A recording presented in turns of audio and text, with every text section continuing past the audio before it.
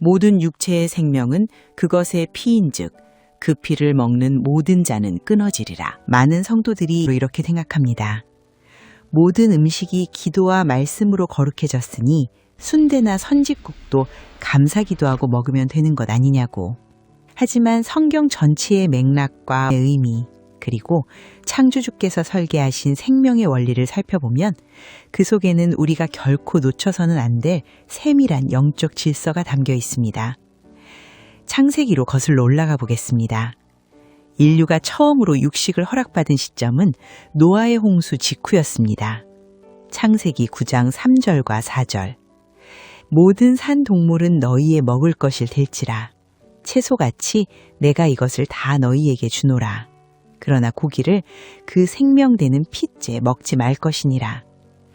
하나님께서는 살아 움직이는 모든 것, 곧 동물이라는 식재료를 허락하시며 식단의 범위를 넓혀주셨습니다.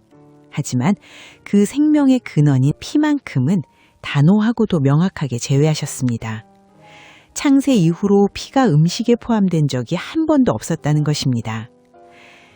레위기 17장 14절은 명확합니다. 모든 육체의 피는 그 생명과 일체라. 그러므로 내가 이스라엘 자손에게 이르기를 모든 육체의 피는 먹지 말라 하였나니 모든 육체의 생명은 그것의 피인즉 그 피를 먹는 모든 자는 끊어지리라. 성경은 피가 곧 생명이라고 선언합니다. 한 존재의 영혼이나 인격 혹은 존재 자체를 의미합니다. 생명의 주권이 오직 창조주께 있음을 인정하는 거룩한 예식으로서 피를 멀리할 것을 명하셨던 것입니다. 이러한 명령은 구약의 율법 시대를 넘어 신약의 은혜 시대까지도 변함없이 이어집니다.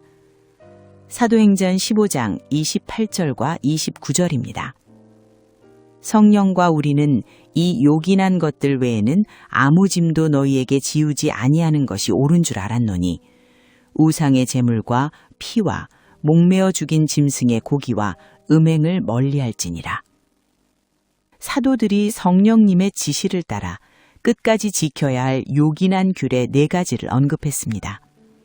우상의 제물, 피를 마시거나 먹는 것, 목매어 죽인 짐승의 고기를 먹는 것, 음행입니다. 은혜 많이 받으셨다면 아멘이라고 댓글에 남겨주세요. 동영상 전체 보기는 동영상 하단 링크나 고정 댓글을 참고해 주세요. 감사합니다.